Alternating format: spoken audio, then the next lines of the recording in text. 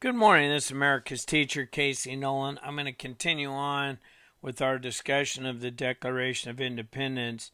If you hadn't noticed, I'm walking through and I give you the words on the website. That's mcaseynoland.com. For those of you who are on YouTube, you can go to the website and follow along. You have to go into the videos section. It's not on the front page. But I'm going to continue my walkthrough through the Declaration of Independence. So today, starting on paragraph 2.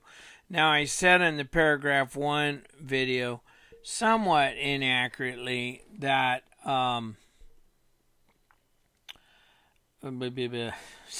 sometimes I do this. My mind's going everywhere.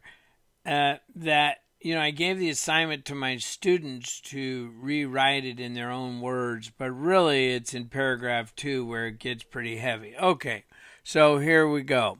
So I ought to be able to do these words, but they're so sacred to me, but besides the scriptures, that I don't want to get them wrong, but I, for the most part, know them by memorization. You do this long enough. We hold these truths to be self-evident. Okay, what we're doing is we're walking through, and then I said in video 1, the first discussion of paragraph 1, that we really don't need a bunch of experts to teach us if we'll just read and think and then apply it. Because what I see happening today is we digress so far off into, what the founders mean. Well, look at this document, look at the English Bill of Rights, look at the Magna Carta, look at the Articles of Confederation, read the Federalist Papers, and you know what they meant, and so you don't need this current revisionist thing that's going on. You can figure it out for yourself, is my point. Okay, so we hold these truths to be self-evident. Okay, what does that mean? Well, we're going to discuss some truths, we discussed in the first video, you can't use a word to define a word, so we can't say we hold these truths. If that's what the word says, we have to say we, the founders, instead of we, hold,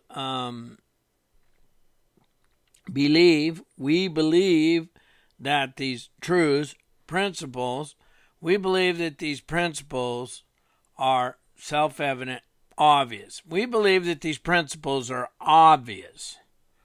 Okay, and back to paragraph 1. Why? Because of nature and nature's God, I believe, but you read it for yourself. And once again, read it.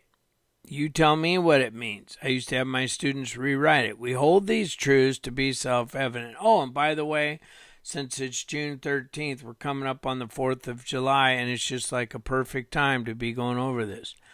We hold these truths to be self-evident. We as the founders of this new country, believe it's pretty obvious, these principles, that all men are created equal, that all people are created. Okay, now, here goes the evolution discussion right here, and it's my own personal view that the reason that we're not teaching the founding documents in the school and we're labeling the founders as racist, as all this kind of stuff, is because we don't want to deal with the fact that they said there's nature, a nature's God.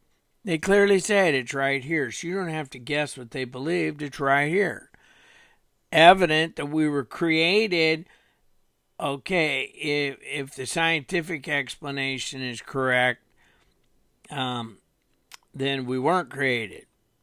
So maybe that's why some of our founding documents are getting thrown under the bus. I don't know. It's a pretty good supposition, if you ask me, that all men are created equal, that they are endowed by who?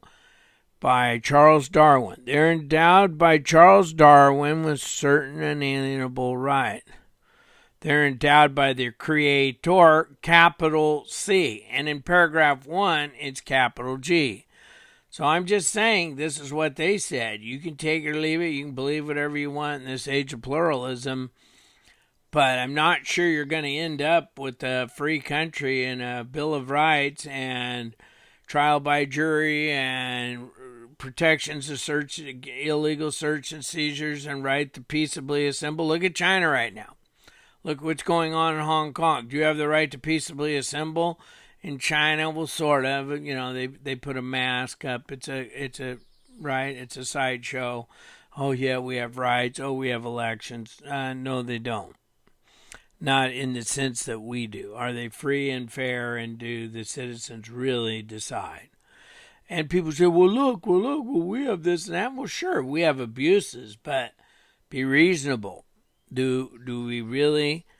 Can anybody in America, in a sense, be president? Yes.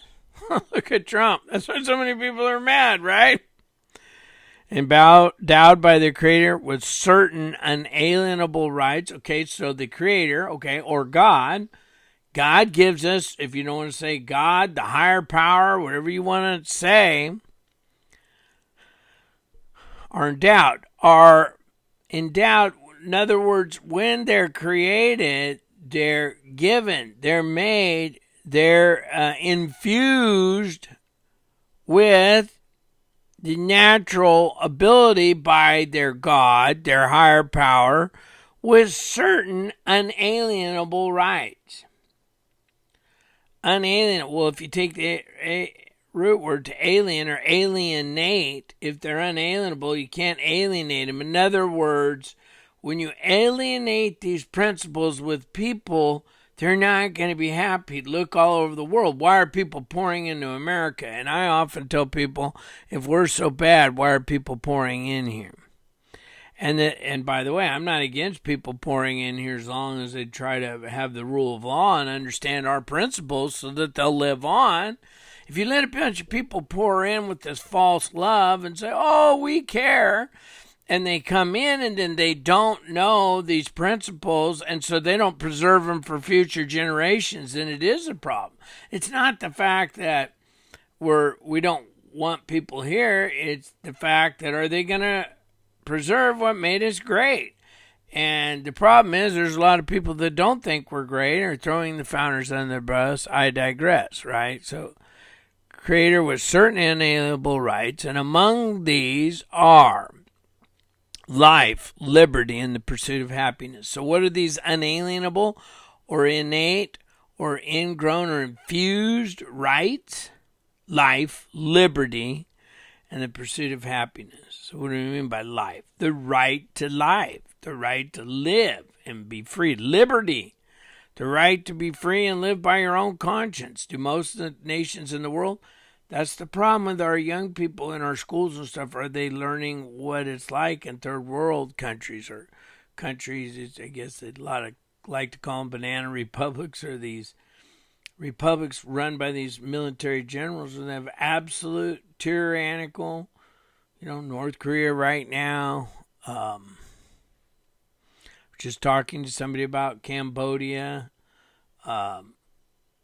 Countries all over the world, most of the countries in the world, of the 200 and some odd nations in the world, how many really protect life, liberty, and the pursuit of happiness?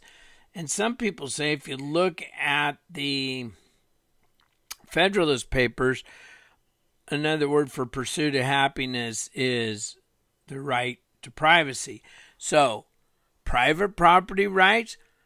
And most people don't get it. The copyright and patent are in the Constitution. Now, in most places, like in China, you come up with an idea, perfectly okay to steal it. Fine. Think about that. We write songs, and we as Americans have a grain in us. We understand you write a song, you have the rights to it. And if it goes off the charts, you're the one who benefits.